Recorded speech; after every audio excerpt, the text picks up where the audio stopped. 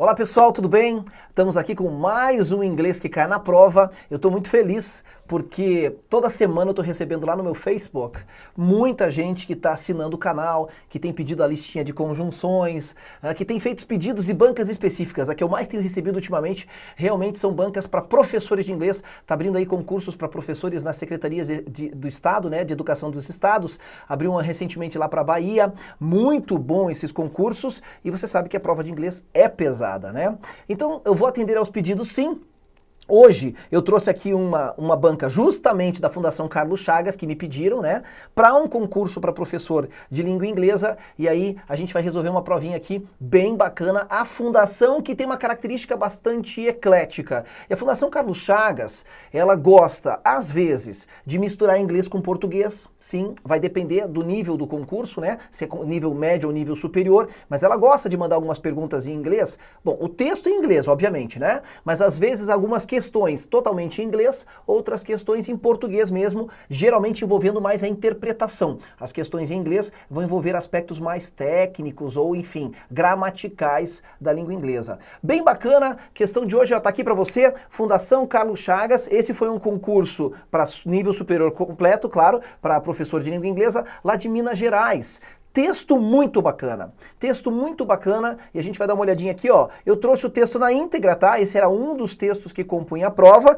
e a gente já tem a questãozinha ali embaixo. Então, na nossa aula de hoje, no nosso programa de hoje, a gente vai ter aqui um texto completo, que normalmente eu trabalho com trechos dos textos. Olha como vai render isso daqui, tá bom? Sem mais delongas, sem enrolação, vamos embora, porque isso aqui é um canal sério para quem tá afim de passar, um canal para agregar conhecimento, já que eu sei o que cai na prova e tô aqui para passar para você.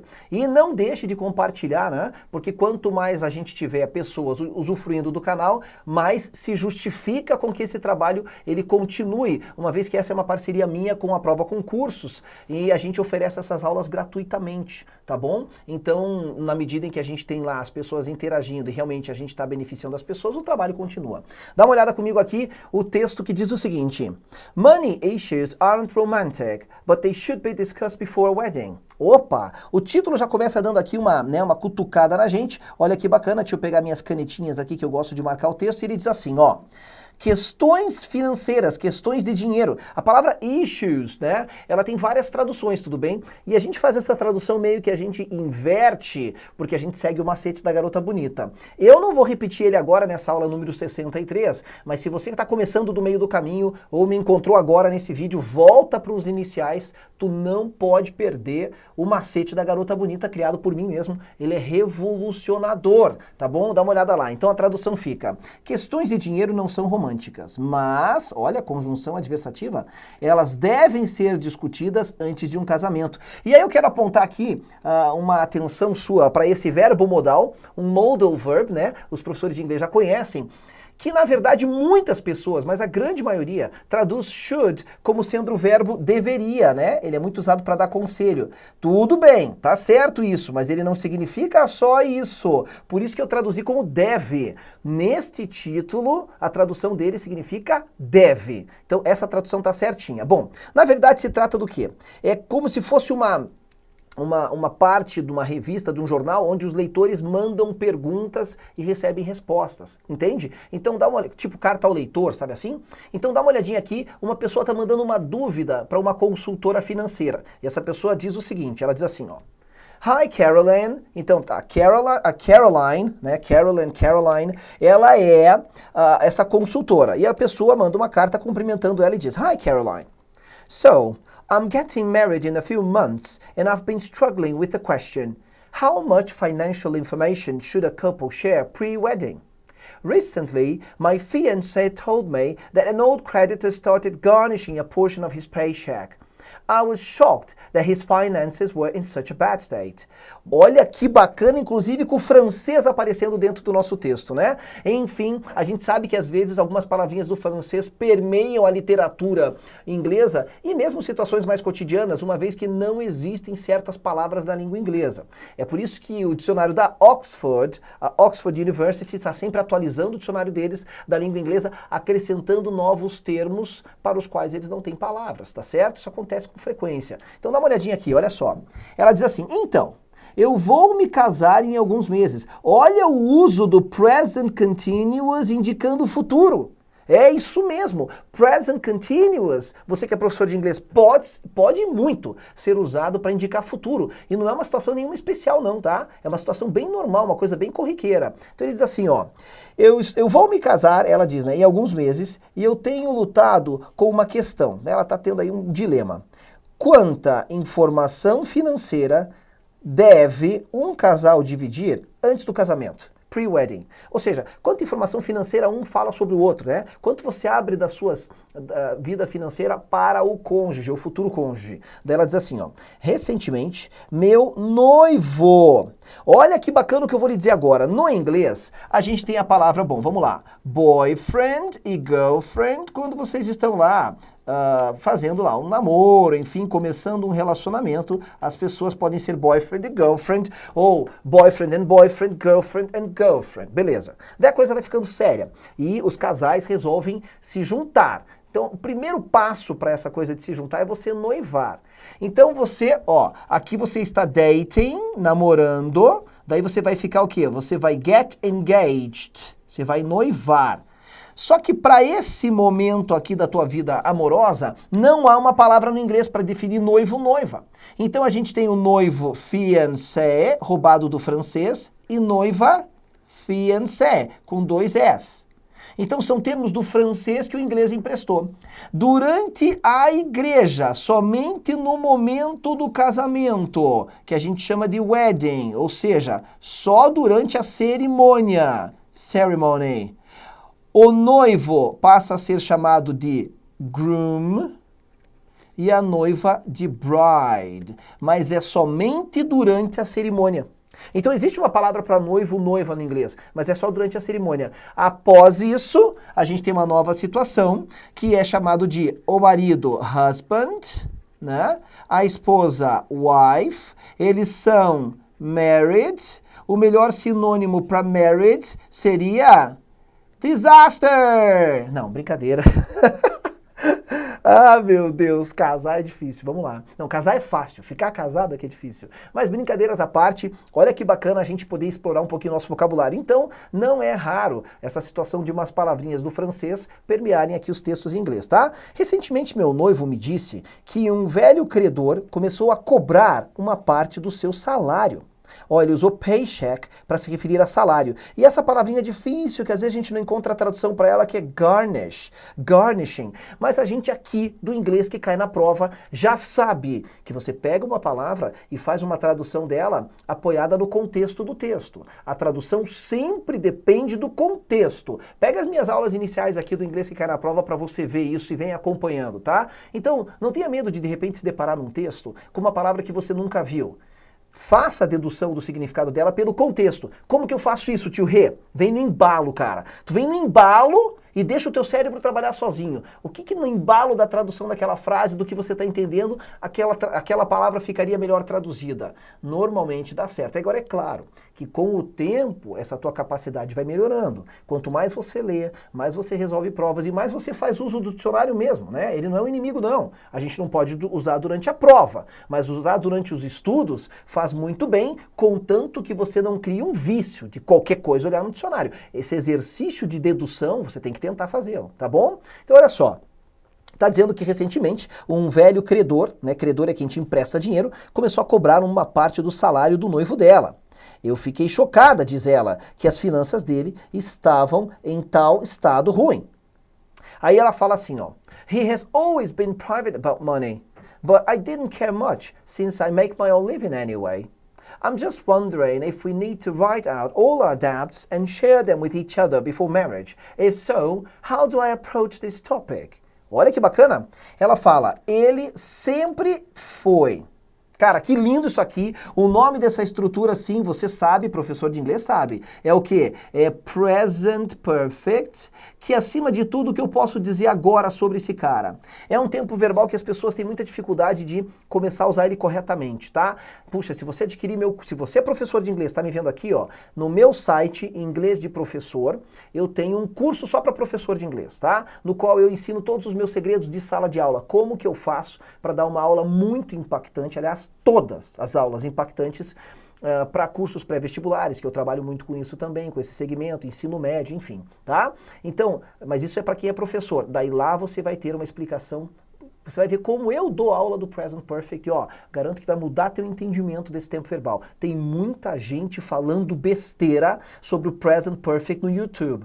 Aqui no YouTube. E eu fico possesso, porque eu não acredito que as pessoas não fazem um mínimo de pesquisa antes de dar a cara a tapa e falar besteira por aí e disseminar informação incorreta, né? Então eu fico ofendido mesmo, pô. Estuda antes de falar alguma coisa, pô. Então assim, eu não tenho tempo agora, porque não é o objetivo do Inglês que Cai na Prova, de dissecar o Present Perfect para você. Mas lá, se você quiser dar uma visitadinha no meu site, chama-se Inglês de Professor, tudo junto, inglesdeprofessor.com.br, tem um curso completo para quem quer saber como eu dou aula num pré-vestibular de todos os assuntos que permeiam os conteúdos de inglês do ensino médio, tá?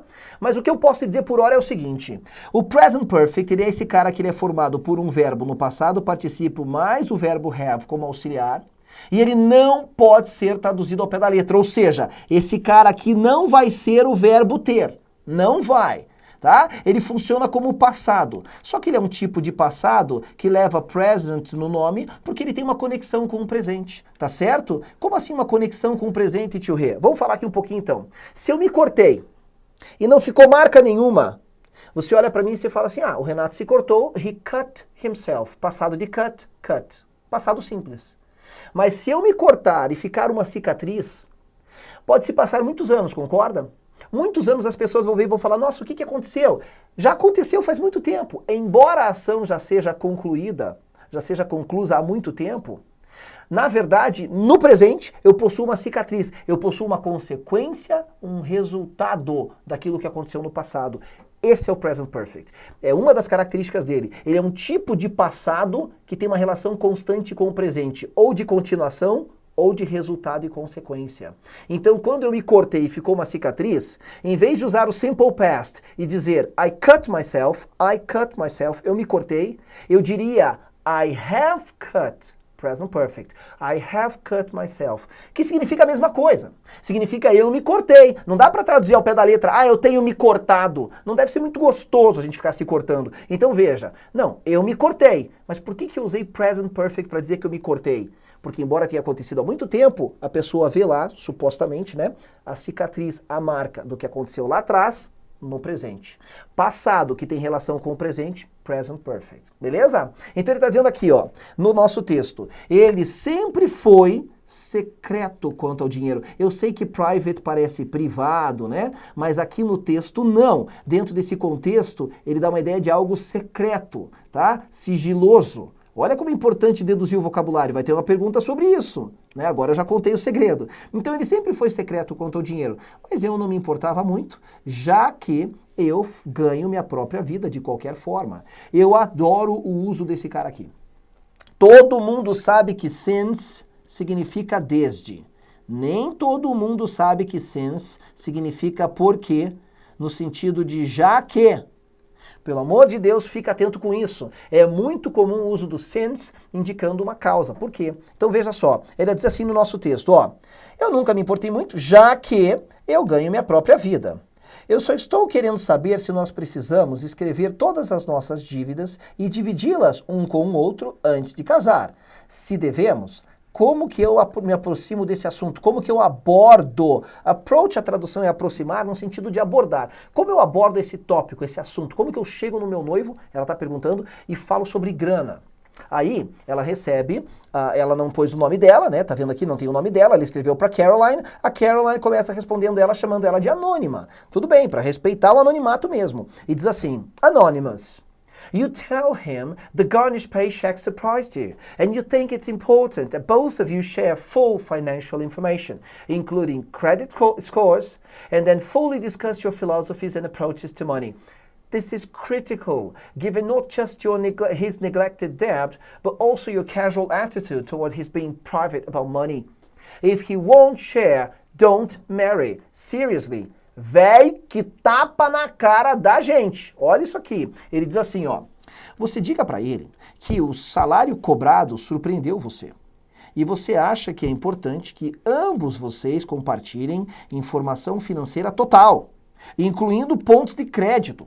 Pontos de crédito é o quanto você tem uma possibilidade de utilizar o dinheiro do banco. Por exemplo, assim, de poder ter um negativo, de poder ter um lastro, né? Então você tem uma movimentação financeira tal que você ganha crédito com o banco, podendo ter aí um empréstimo maior, né? Um limite no cheque especial maior. Isso são pontos de crédito, quer dizer, interferem na tua vida financeira junto a uma instituição financeira. Tô com a garganta seca, vou tomar um gole de água, a minha garrafa é azul, então ela vai ficar bem esquisita. Porque na verdade, atrás de mim não tem esse pôster bonito, tem um fundo azul. Fundo azul com garrafa azul, olha o que acontece. Meu Deus, tô ficando transparente, tem uma letra na minha cara, olha lá. Então, é assim mesmo, né? Aqui é um estúdio, meu Deus, eu não estou num lugar lindo, não, eu estou num estúdio bem bacana, mas o fundo é falso, tá? Esquisito, né, gente? Bem legal, na verdade. Olha só. Então, o que acontece? Continuando o nosso texto, diz assim, ó. Bom, incluindo pontos de crédito, então, discuta amplamente suas filosofias e abordagens quanto ao dinheiro. Isso é crítico, dado não somente a dívida dele negligenciada, ou seja, ele não está se importando com a dívida, mas também a sua atitude casual com relação a ele ser secreto quanto ao dinheiro. Se ele não compartilhar, não se case. Sério. Ou seja, os casais têm que abrir informação honesta quanto à vida financeira, segundo essa consultora. Ela termina dizendo assim no texto: If he does share what amounts to a real mess, then postpone the wedding until he sorts himself out. This isn't about your ability to support yourself, though that helps. It's about the financial implications of the legal knots you're about to tie. Unromantic, sure, but losing a home, car, taking second and third jobs, never having a vacation, and winding up in bankruptcy are all profoundly unromantic as well. Cara, a mulher fala uma verdade, né?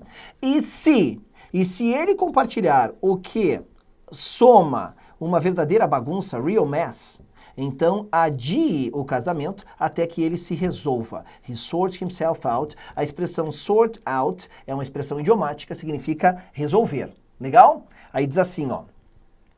Isso não se trata da sua habilidade de se sustentar, support yourself. Support é um falso cognato, não significa suportar no sentido de eu não suporto mais. Não.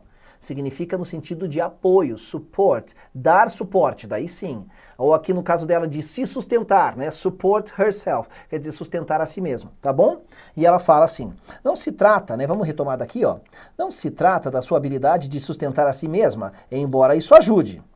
É sobre as implicações financeiras do nó legal que você está prestes a atar. Tie significa amarrar, atar, porque quando você se junta com alguém, dependendo do regime de casamento, as dívidas da pessoa passam a ser suas dívidas, tá? Então é um nó financeiro que você está atando, né? Você está amarrando. Nada romântico, com certeza, mas perder uma casa, um carro, ter, né, um segundo ou terceiro empregos, nunca ter férias e terminar em bancarrota, ou seja, quebrado no banco, são todos profundamente não românticos também. E é verdade, né? Aí quem enfrenta problema financeiro em casa, e geralmente a gente busca um concurso público justamente por causa disso, sabe o quanto a falta do dinheiro pode pesar no ambiente familiar. Feito isso, podemos ir para a nossa questãozinha que trabalha um aspecto de vocabulário que a gente já tratou aqui, ó. Já deixei marcadinho para você. Private é uma palavrinha que engana, porque ela não significa privado, no sentido de, né, sozinho, um ambiente privado. Não. Private, aqui no texto, e aí eu volto a bater nessa tecla de que a tradução ela é sempre contextual, a tradução depende do contexto, e nesse texto aqui realmente, private significa secreto. Então o nosso melhor sinônimo vai ser, ó, pode ser selfish, pode ser particular, open or secretive. Bom, cuidado com a palavra particular, tudo bem? Que aí tende também a te enganar. Melhor resposta, a letra D. O cara mantém segredo quanto à vida financeira dele. Selfish significa egoísta. Particular pode ser a tradução de algo específico. Open quer dizer aberto. O cara não é nada aberto com a situação financeira dele. Mais uma, vamos que dá tempo? Olha só isso aqui. Meu Deus, o ar-condicionado tá me detonando, perdão, mas vamos lá. A gente acabou entrando um pouquinho na esfera do present perfect aqui. Olha como cai. Os caras adoram esse tempo verbal justamente porque dá muita confusão. Olha aqui, ele puxou uma frase do texto que a gente tinha lido justamente com o present perfect aqui, ó. In the sentence, he has always been private about money. O present perfect é o quê? ele está incorreto, veja. O present perfect usado aqui, ele pode ser usado para duas situações que eu comentei com vocês. Um, para falar de algo que aconteceu no passado e tem resultado ou consequência no presente. Outro é para algo que começou no passado e continua no presente. Quando eu digo assim, ó, eu ensino inglês há 25 anos, que é o tempo que eu estou dando aula. Eu vou dizer, I have taught English for 25 years. Que também posso usar o present perfect continuous, se você pensou nisso, né? I have been teaching English. Pode, tá? De qualquer forma, é present perfect, um é simple, o outro é continuous, dando a ideia de algo que começou e tem continuidade no presente. Pois bem, vamos ver se a gente acha isso. Esse present perfect está incorreto? Não, não está incorreto, eu já vou eliminar esse item. Ele está corretamente usado? Sim, agora vamos ver. Mas o simple past também poderia ser usado sem qualquer troca no significado? Na verdade, não poderia, porque o simple past faz jus ao nome dele. Ele dá uma ideia do quê? De passado. Passado acabou. Ele rompe com o presente. Então o simple past não poderia ser usado aqui, porque a ideia da moça é dizer que o noivo dela tinha segredos financeiros e continua tendo. E continua tendo. O simple past não consegue dar essa ideia de continuidade para o presente. Invalidou o item. Que lindo! Ele está corretamente usado, mas ele se refere a uma ação que começou no passado e que continua no presente. Opa! Por quê, né? Por que ele se refere a isso? Gostei desse item, mas o bom concurseiro lê todas para eliminar corretamente todos os itens. Posso dizer que está incorreto? Já vimos que o uso está correto. Realmente a correta é a letra C. Amei essa questão e aí fica a dica final agora desse nosso encontro. A Fundação Carlos Chagas tem feito isso cada vez mais forte, mas todas as bancas estão vindo no embalo. Porque, vamos lá, existem bancas mais famosas. No que se refere à questão da língua inglesa, todas trabalham com grau de exigência muito alto, tá? Todas. FUMARC, Sesgran Rio, Fundação Carlos Chagas, Fundação Getúlio Vargas, CESP, todas! Então é assim, tem um monte de bancas. Então o que acontece? E todas elas... Fica atento a partir desse ano de 2018 que está previsto muito concurso público para abrir. E se Deus quiser, o inglês vem de embalo em todas elas, porque é o inglês que vai te colocar num outro patamar. Todas as bancas estão voltando a cobrar aspectos gramaticais. Se você é professor, tá a fim de ir bem num curso, no seu concurso, e além de tudo, de ter umas aulas incríveis, aulas diferentes. Cara, o meu curso do inglês de professor, lá do meu site, ele serve para isso também. Eu falo mais uma outra linguagem, eu te ensino como eu ensino a dar aula dos assuntos. Mas, cara, a gente aprofunda muito os assuntos gramaticais nesse curso, que acaba ajudando em tudo. Essa é a pegada desse ano. Fica atento ao que eu estou te dizendo, porque eu estou muito antenado com o concurso público. A gramática está voltando com força. Não vamos abandonar a questão interpretativa, não. Isso vai continuar existindo. Mas a gramática está voltando. Ou seja, tu tem que saber dar nome aos bois ou reconhecer o que é um present perfect, o que é um relative pronoun, quem são as conjunctions ou linking words e assim por diante. Beleza? Te veremos no próximo encontro. Olha só, a gente se vê no nosso próximo encontro. I see you. Really nice to be here with you. I hope to see you in our class number 64. Bye!